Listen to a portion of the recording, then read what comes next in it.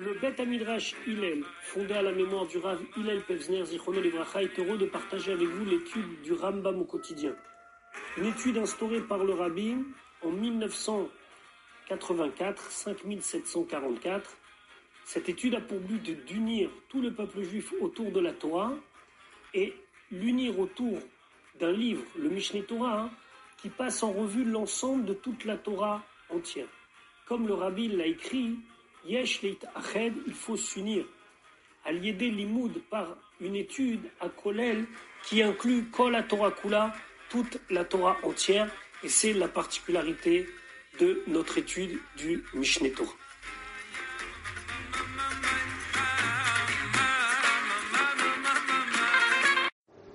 Shalom Uvracha, nous allons étudier aujourd'hui notre 376e shiur depuis la reprise de l'étude du Rambam au quotidien au rythme d'un chapitre par jour. Nous sommes dans le Sefer Zraïm et nous commençons aujourd'hui les Ilchot Trumot, les lois concernant les prélèvements obligatoires.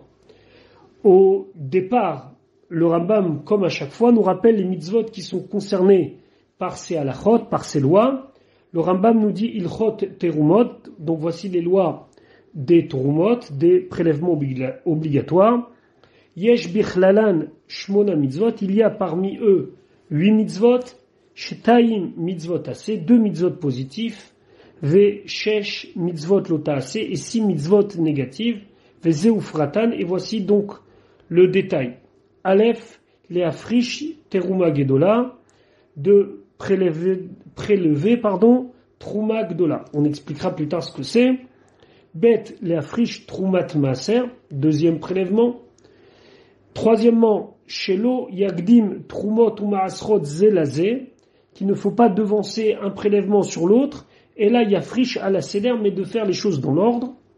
Dalet Shelo Yochal Zar Truma, qu'un étranger ne va pas manger de la Truma, et Shelo Yochal Afilu Toshav Kohen Oschiro Truma, que ne pourra pas consommer même Toshav Kohen, c'est-à-dire quelqu'un qui cohabite avec le Kohen, ou bien quelqu'un qui est l'employé du Kohen, Vav, Shelo Yochal Arel Teruma, qu'un Arel, une personne non circoncise, ne mange pas de la Trouma, Zain, Shelo Yochal Kohen Tamé Trouma, qu'un Kohen Tamé, un Kohen impur ne mange pas de la Trouma, Chet, 8e mitzvah, Shelo Tochal Chalala Trouma, une Chalala, c'est donc une descendante de Kohen, ou une femme de Kohen Chalala, Velo Moram Mina Kodashim, et ni quelque chose qui a été prélevé des Kodashim. On verra exactement qu'est-ce que c'est une Chalala. Donc, cette Chalala ne pourra pas consommer ni Trouma, ni quelque chose qui concerne les morceaux réservés aux Kohanim des Korbanot, ou mitzvot elu beprakim elu, et l'explication de ces mitzvot-là sont dans ces chapitres-là. Aleph, à Trumot vers Maasrot. Donc, les Trumot, ce sont les prélèvements obligatoires. Vers Maasrot, c'est les dîmes. Enam noagim mina Torah, elles n'ont lieu d'être d'après la Torah et la Beret Israël. Seulement, en Eretz Israël. Ben bifna bayit, ben shelo bifna bayit. Que ça soit devant le temple, c'est-à-dire à l'époque où le temple existe, ben shelo bifna bayit, ou à l'époque où le temple n'existe plus. Ou nevihim itkinu, et les nevim, les chachamim ici, qui sont désignés par le mot nevim, ils ont fait des takanot, ils ont institué, c'est dans la Mishnah de Yadaim, Sheyu nohagot afilu beret shin'ar, que les lois des Trumot ou Maasrot sont en vigueur même dans la terre de Shin'ar, qui est Bavel, donc l'actuel Irak, mipne sheismucha l'Eretz Israël, parce qu'elle est proche d'Eretz Israël, verov Israël olchim veshavim sham, et la majorité des Bnei Israël de l'époque, en tout cas en grande quantité, ils ont trouvé des communautés là-bas qui allaient et venaient entre Shin'ar, Bavel, Eretz Israël et vice-versa. Vachachamim arishonim, et les premiers chachamim, itkinu, ils ont institué, sheyu nohagot af be'eretz Mitzrayim ou be'eretz Amon ou Moav, que les lois de Trumot ou Maasrot sont en vigueur en Égypte et dans la terre de Amon et Moav, qui correspond à aujourd'hui la Jordanie, une partie de la Syrie, mipne shem sevivot l'Eretz Israël, parce qu'elles sont autour d'Eretz Israël. Donc on voit ici qu'il y a la Torah, Eretz Israël, il y a les Nevi'im, les premiers Chachamim, qui ont institué que Shinar, Bavel, elle aussi était concernée par Trumot U'Masrot, et Eretz Mitzrayim, Ammon et Moav, les terres limitrophes à Eretz Israël, qui sont aussi concernés par les Trumot ou les Masrot. Bet, Eretz Israël Amora Bechol Makom, Eretz Israël que l'on parle ici, I Ba'aratzot Shekibeshan Melech Israël, ce sont des territoires qui ont été conquis par un roi d'Israël, Onavi ou bien un prophète, Mida'at Rov Israël, avec un consensus que la majorité du Ham Israël, du peuple juif, a accepté que ces régions fassent partie d'Eretz Israël. Faisait Anikra, c'est ce qu'on appelle Kibush Rabim. C'est une conquête qui est une conquête pour la masse des gens. Aval Yachid Me Israël. Mais s'il y a une personne seule, au Mishpacha, ou bien une famille, un clan, au Shevet ou une tribu, Shalchou Vechavshu Leatzmam Makom. Ils sont partis et ils ont, eux, pris un endroit, ils ont conquis un endroit en dehors d'Eretz Israël. Afilu Mina Haaretz Shenitna L'Avram, même si ça fait partie des frontières qui ont été données à Avram Avinu. Eno Nikra Eretz Israël, ça s'appelle pas Eretz Israël, Mipne Sheinahagu Bo Kol HaMitzvot, Sheinahagu Bo Kol HaMitzvot, pour y faire toutes les mitzvot. Parce que c'est pas Kibush Rabim, ça n'a pas été une conquête pour la masse du peuple, c'est à titre personnel. Ah, ça correspond à l'Israël biblique du temps d'Abraham, c'est pas lié. C'est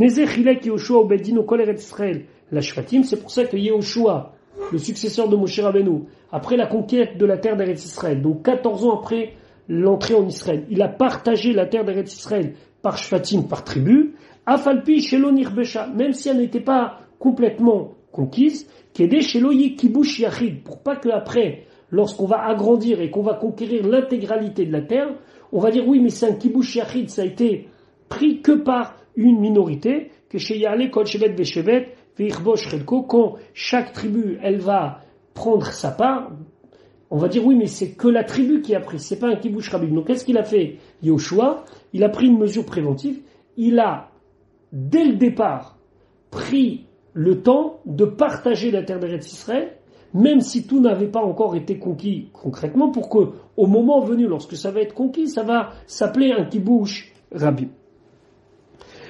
Gimel, Haratzot Shekavash David Chutz L'Eretz Kenan. David Amelech, lui, il a agrandi le territoire d'Eretz Israël, et donc les territoires qui ont été conquis par David en dehors de Eretz Kenan, Kegon par exemple, Aram Naharaim, Varam Tsova, Ve'achlav, Ve'kayotze Bahem. Donc ça c'est plutôt en Syrie. Afalpi Shemelech Israël, ou même si c'était un roi d'Israël. Ve'alpi Bet Din Hagadol ou Ose, et qu'il a fait ça avec l'autorisation du grand tribunal de Yerushalayim, du moins à l'époque il ne siégeait pas encore définitivement à Yerushalayim, mais la grande autorité rabbinique qui représentait donc le Sanhédrin, Enam ke Eretz Israël lechol davar, velo ke chutz haaretz lechol davar. Et ben là, ces territoires-là, c'est des territoires hybrides.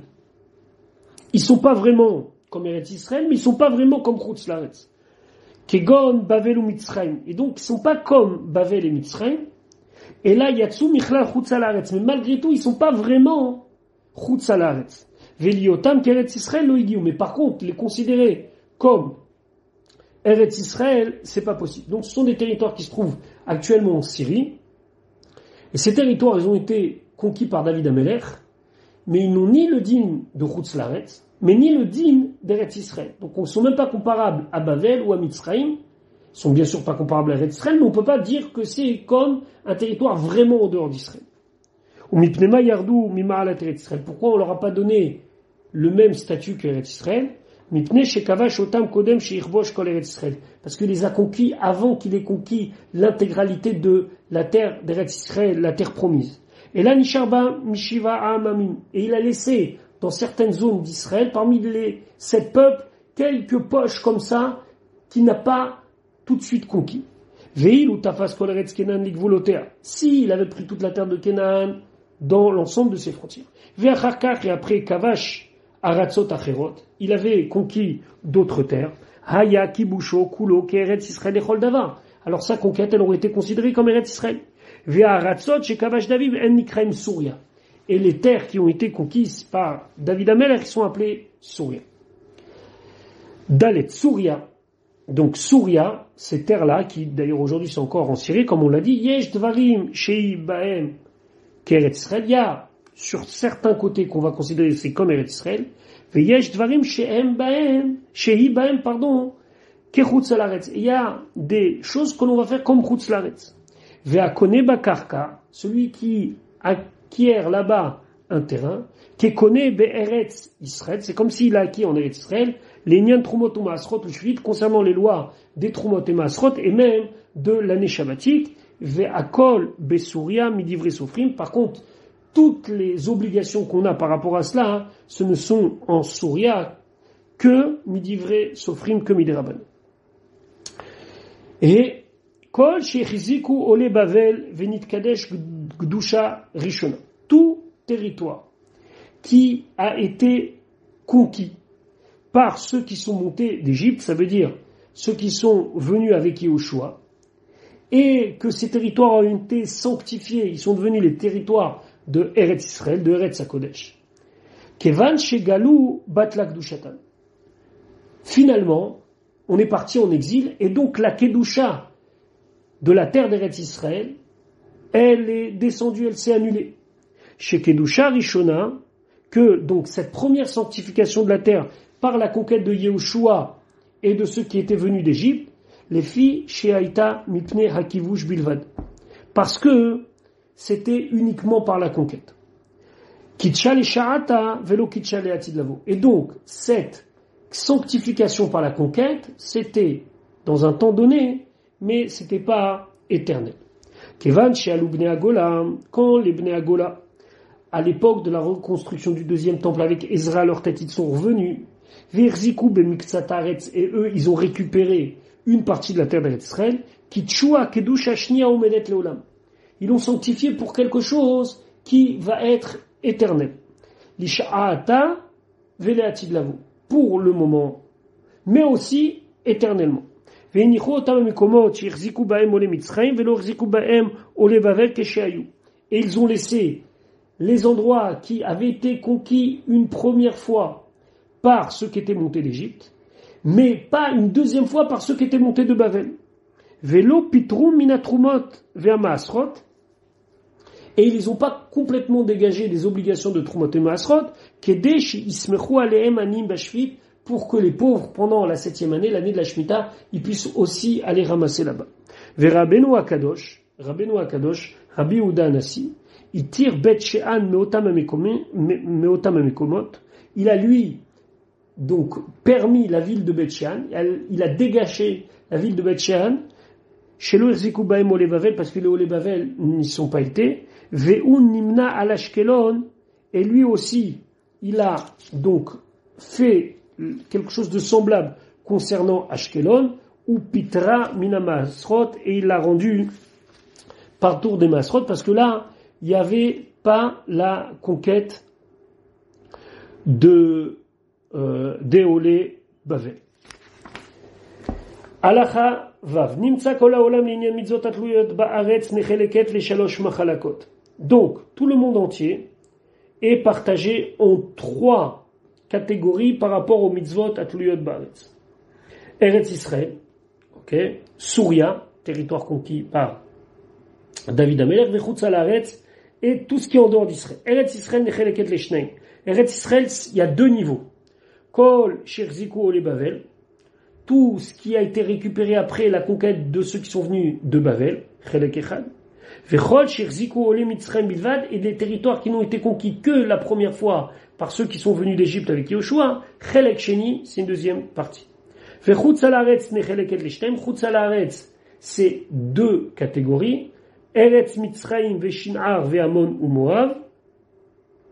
Il y a Eretz Mitzrayim, Shin'ar c'est Bavel, Amon et Moav. Donc Mitzrayim, Amon et Moav, c'est parce que c'est à côté d'Eretz Israël, et Shin'ar parce que c'était, si on veut une banlieue lointaine d'Eretz Israël, c'était Bavel, Irak, c'est là-bas la Gemara, etc., etc. Et donc il y avait énormément d'allées et venues entre les deux.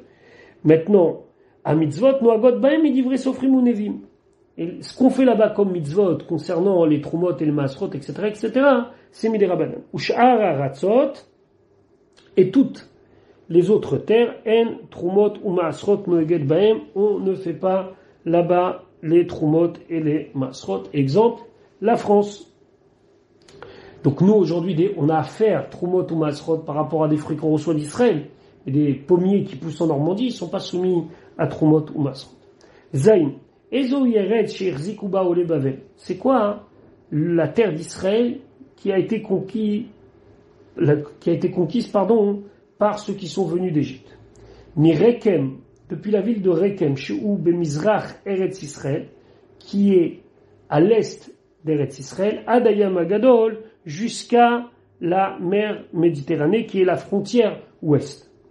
Ou me Ashkelon, depuis Ashkelon, Shid Lidrom, Eretz Israël, qui se trouve au sud d'Eretz Israël, Ad Akko, jusqu'à Akko, Shei Batsafon, qui est en haut. Aya Mehalech Meako Lichziv. Maintenant, si on va de Akko vers la ville de Chziv, Chziv, elle se trouve plus haut que Akko, au nord. Kol haaretz she'al yemino, tout ce qui se trouve à sa droite, donc il est en train de monter vers le nord d'Israël, tout ce qui se trouve à sa droite, chez Mizrach Haderech, donc c'est vers le côté est, Ari Becheskat Chutzalaret, c'est considéré comme Chutzalaret, ou Tmea Mishum Eretz Samim, c'est Tamé Mishum Eretz Samim, ça veut dire que ça s'appelle que c'est comme une terre goy, ou Ptora Mina Maaser ou Mina Shvit, et c'est pas tour de Maaser et de Shvit,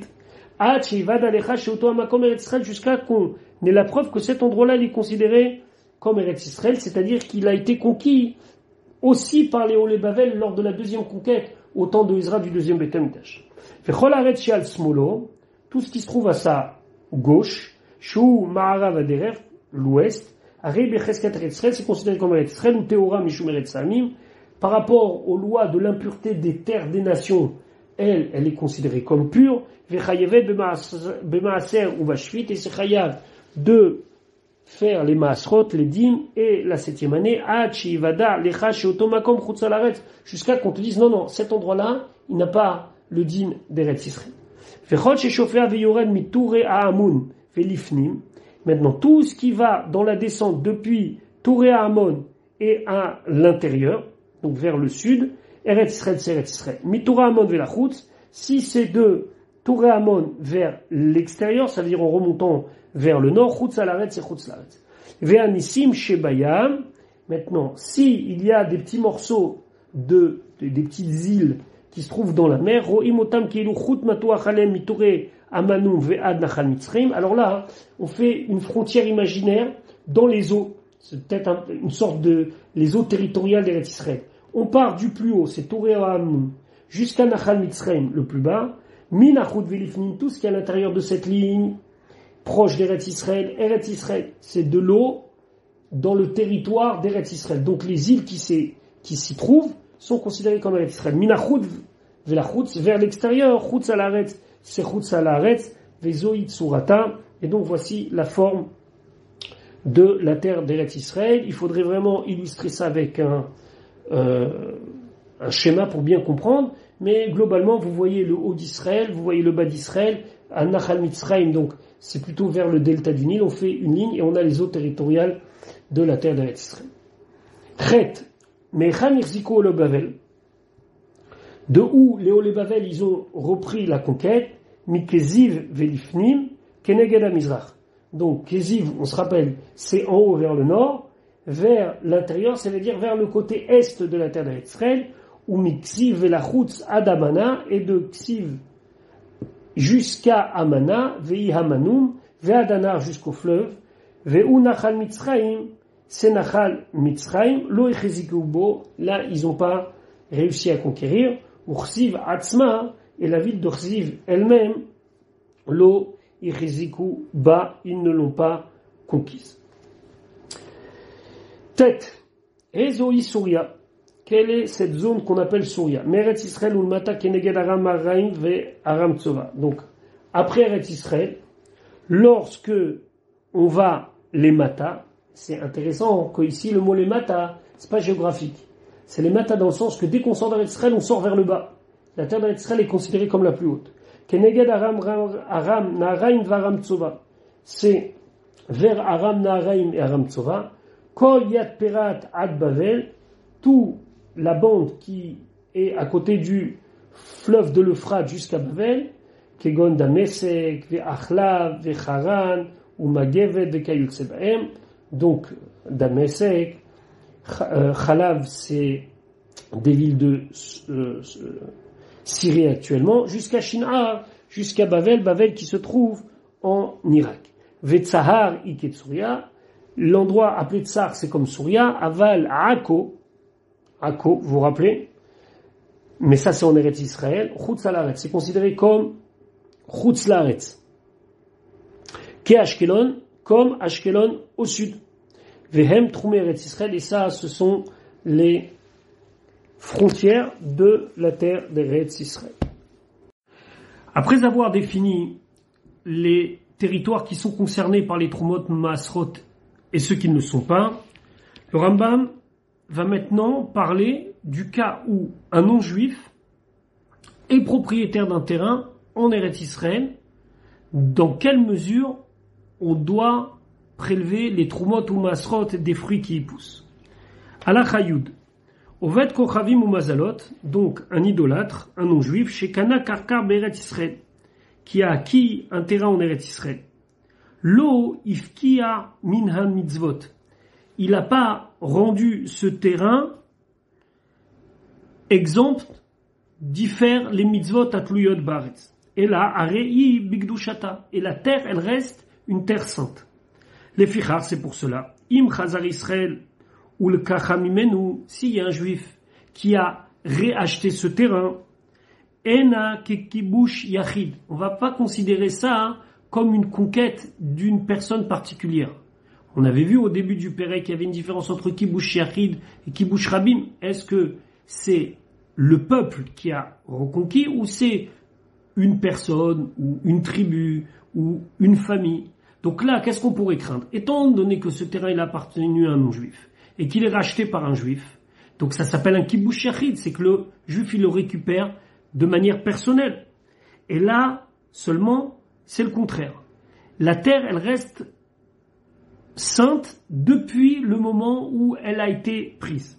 Et là, mafrish trumot ou maasrot ou mevi bikurim. Seulement, ce terrain, une fois que le juif l'aura racheté, on va devoir y prélever les prélèvements obligatoires. V'akol minatora ki'ilu lo nimkera le'oved kochavim ou mazalot meolam.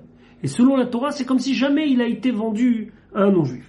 V'yesh kinyan le'oved kochavim besouria le'afkia mina masrot mina shvit kmo shilber. Par contre, Souria, donc ces territoires conquis par David Ameler, même si on a dit que ils sont en partie comme Eretz Israël et en partie pas comme Eretz Israël, restera que là-bas, un non-juif qui va acquérir un terrain là-bas va enlever le semblant ou la petite Gdusha qu'il y avait à cet endroit-là, mais ça, le Rambam nous dit qu'on va y revenir.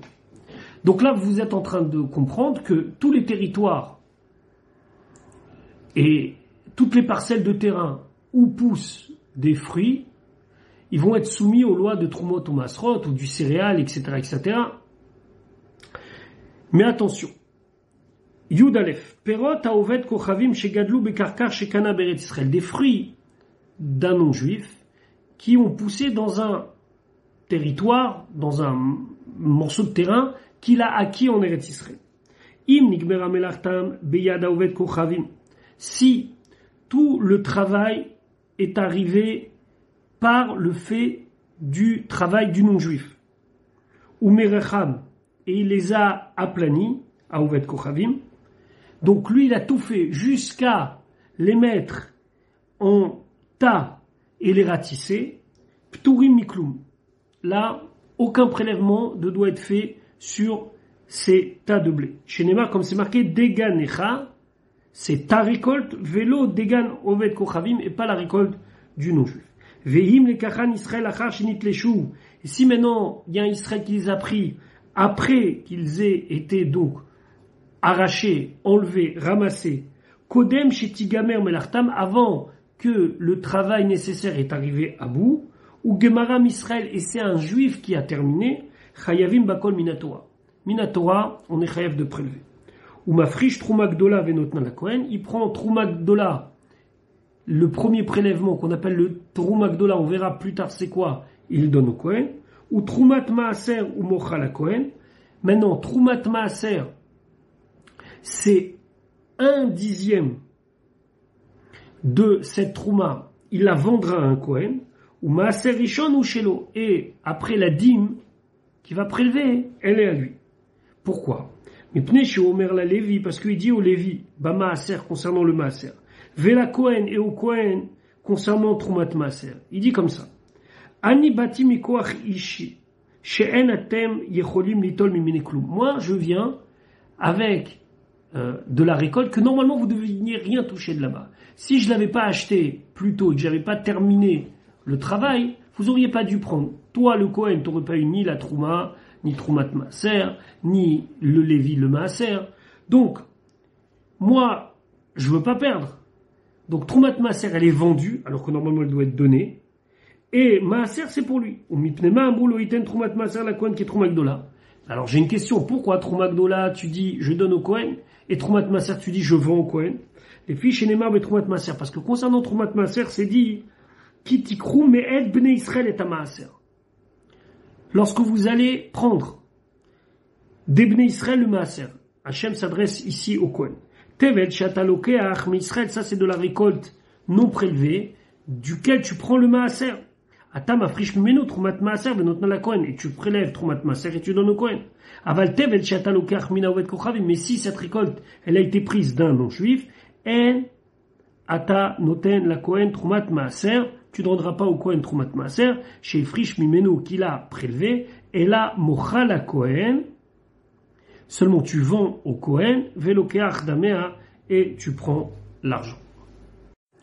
Halacha yudbet, machar haovet kochavim haperot shelo le Israël keshem mechubarim la karka. Le non-juif a vendu ses fruits à un juif quand les fruits ils sont encore en terre. Par exemple, du blé quand il est encore dans le champ. Imat shelo ba leonat hamasrot venigmeru biyad Israël.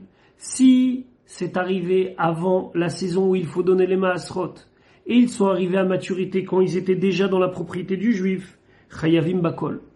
On est chayav de tout donner, venoten a trumot va maasrot la bealim, et il donne les trumot et les maasrot à qui ça revient. Veim mecharer achar shebaou leonat hamasrot, si il les a vendus après que ça soit la période des maasrot, mafrish trumat maaser ou maaser, il prélève trumat maaser et le maaser, venoten même la bealim les ficheshbon, et il donne au bealim, à celui qui doit l'avoir, les ficheshbon selon le compte qui est déterminé. Ketsat, la carte voise mina oved kochavim achar shemevia shlish. S'il a acheté de la récolte qui est plantée, donc encore dans le champ, d'un oved kochavim, elle avait déjà poussé à 1/3. Fenigmera biyad Israël, et elle a fini, et elle est arrivée à maturité quand elle était dans la propriété du juif. Mafrish, trumot ou maasrot, comme chez Bernou, il prélève les trumot et le maasrot, comme on a dit.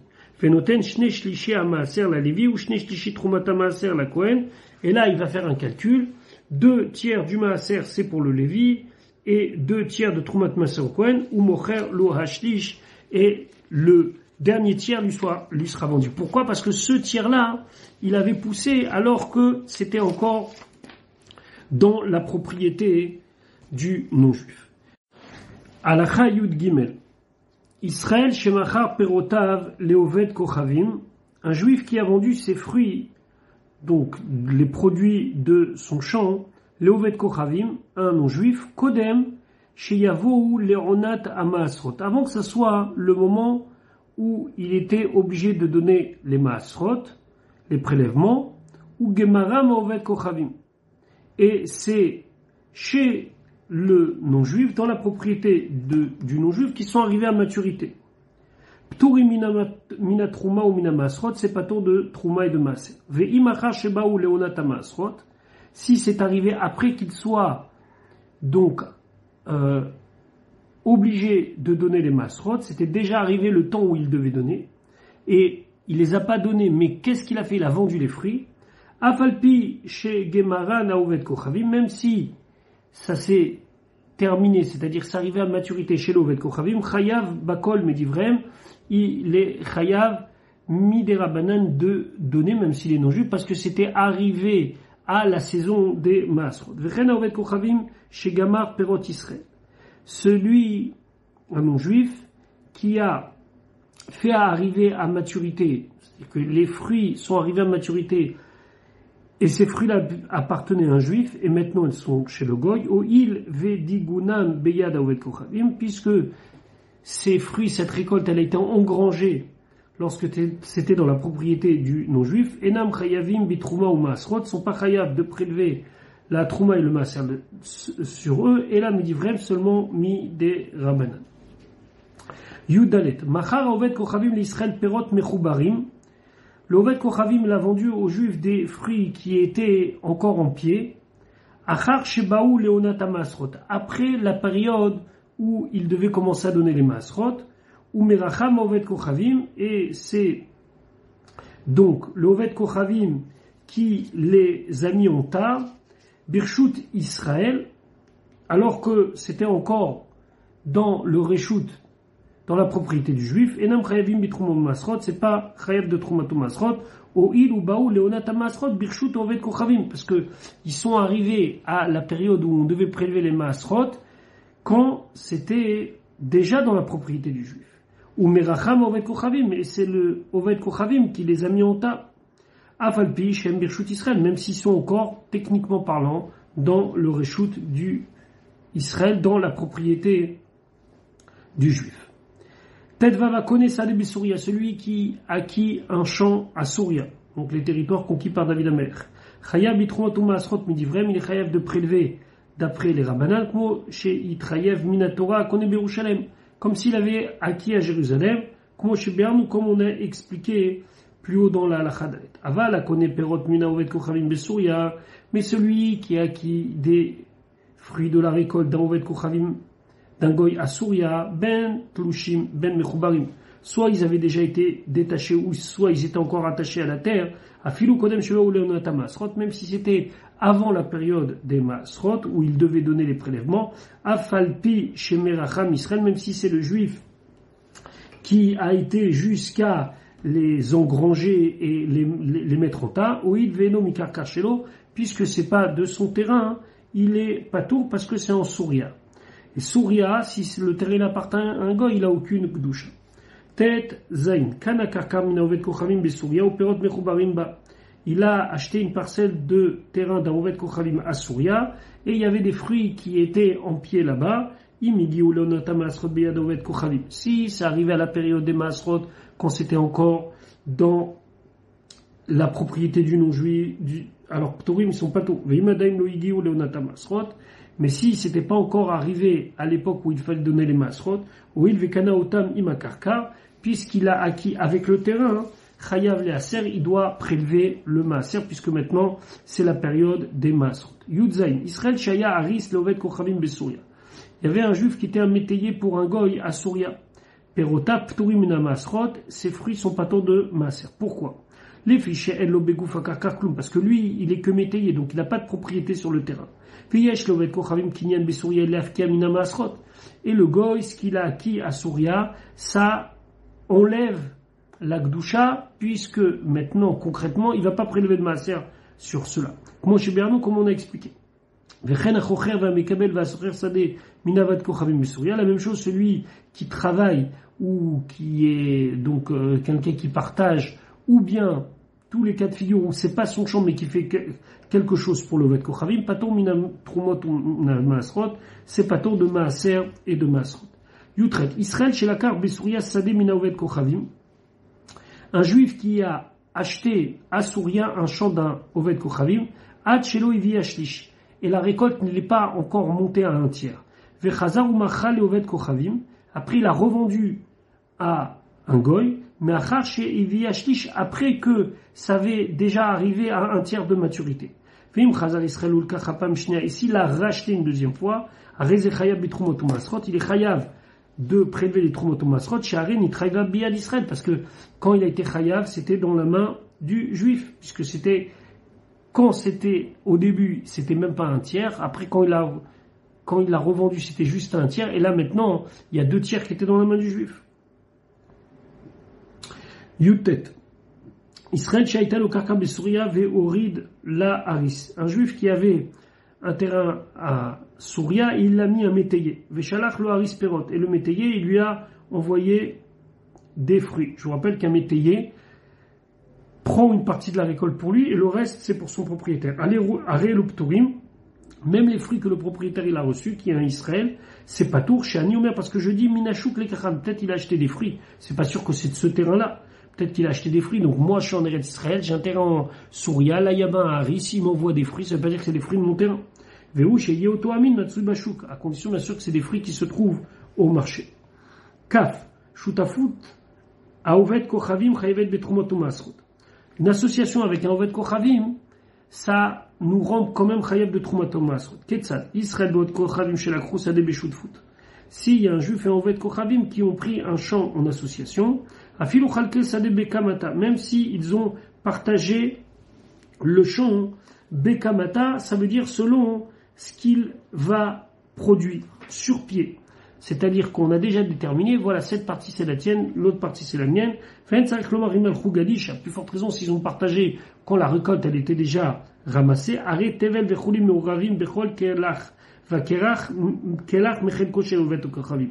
Là, c'est du Tevel et du Choulin qui est mélangé à chaque pied.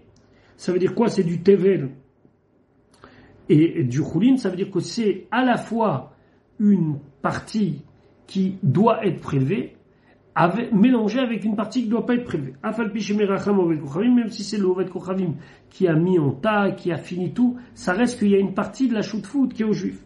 Ils doivent prélever Trumot Masrot, comme on l'a expliqué. Le Rambam précise, dans quel cas on parle, Beret Israël, c'est Beret Israël, Shama Asrot, Shel Torah, mais Shel Torah, En Brera.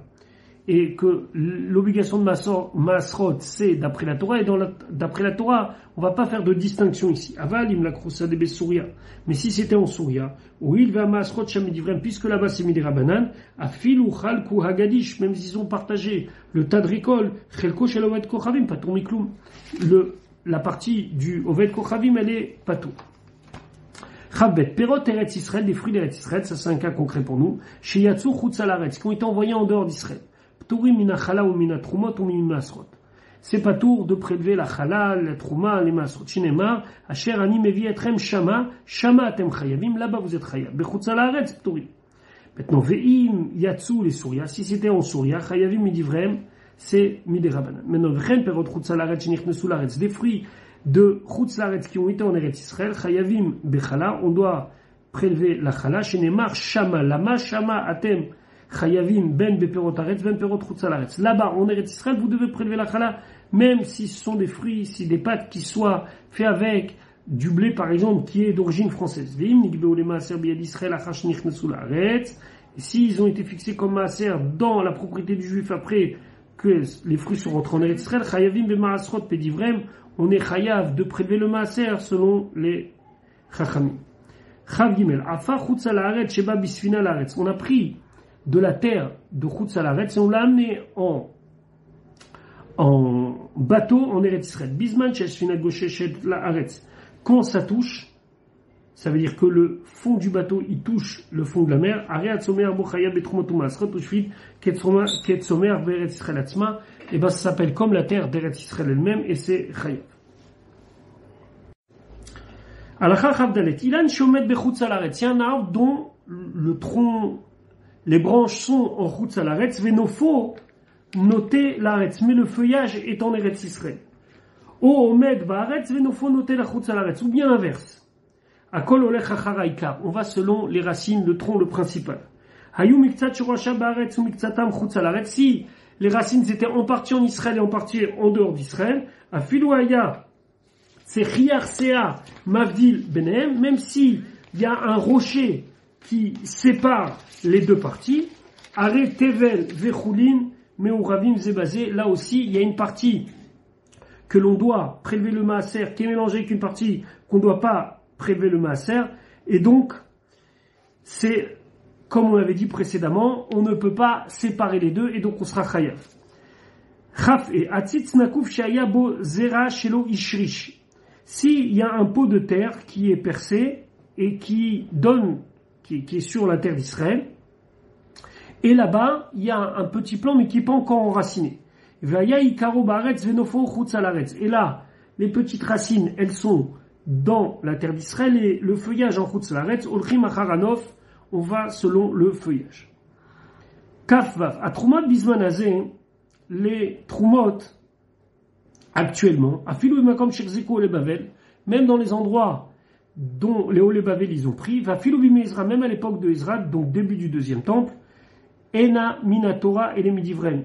Aujourd'hui, tout est Midé Rabanan. Shen Echa Trouma Shel Torah Leberet Israël Bilvad, parce que la Trouma de la Torah, c'est en Eretz Israël, ou Bisman Shekol Israël Sham, et c'est quand tous les Juifs habitent en Eretz Israël. Chez Neymar, comme c'est marqué, qui t'avo, ou quand vous allez venir, Biat Kulchem, tous.